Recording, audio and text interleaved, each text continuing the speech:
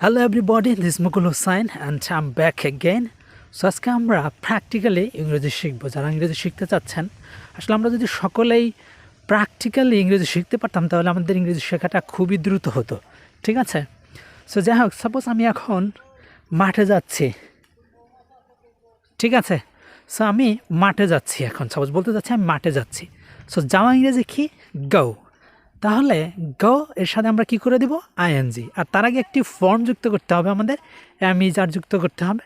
যেমন I am going to field, আমি মাঠে যাচ্ছি, ঠিক আছে? I am going to field, আমি মাঠে যাচ্ছি। I am going to field, আমি মাঠে যাচ্ছি।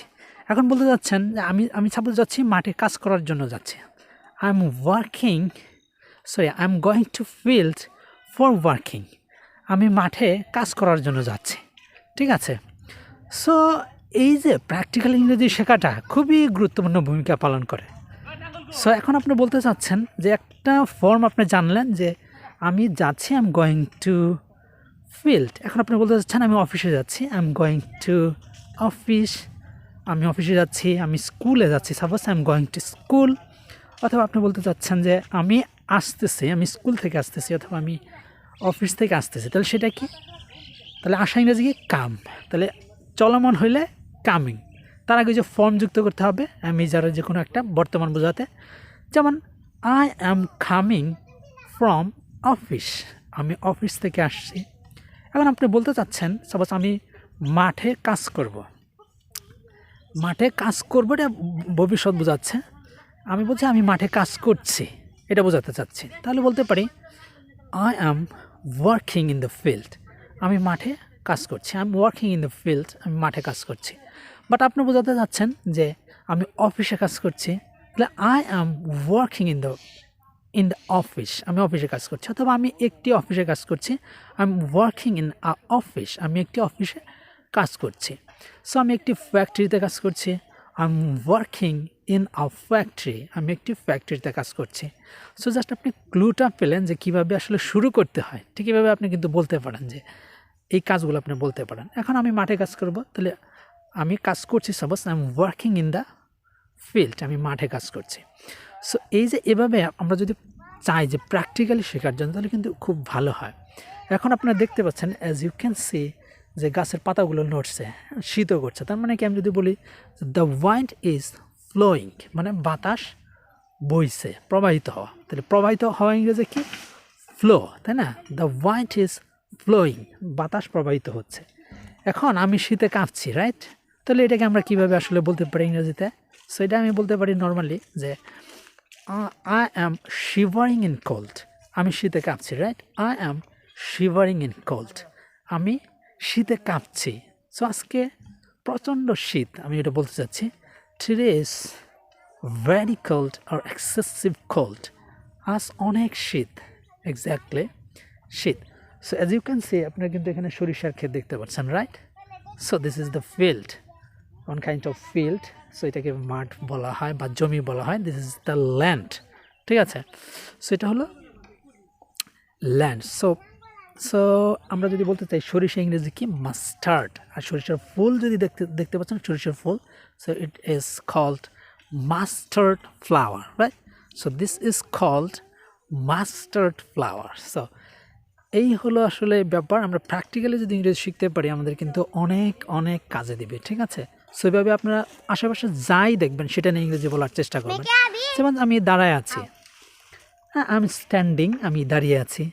সো আই এম স্ট্যান্ডিং, আমি দাঁড়িয়ে আছি। আমি যদি বলতে চাই আমি হাঁটছি, তাহলে বলতে পারি I am walking, I am walking, আমি হাঁটছি।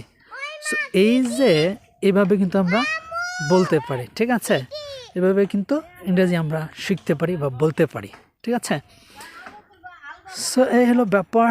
সো এইভাবে আসলে আপনারা প্র্যাকটিস করবেন। সো আমরা আরও নতুন নতুন কিছু জিনিস জানবো প্র্যাকটিক্যালি। সো দেখতে থাকুন dear learners. As you can see, আপনারা যেমনটা দেখতে পাচ্ছেন যে তারা সাপোজ তারা গাছ কাটছে, হ্যাঁ? সো তারা গাছ কাটছে। সো এটাকে আমরা ইংরেজিকে কীভাবে বলতে পারি?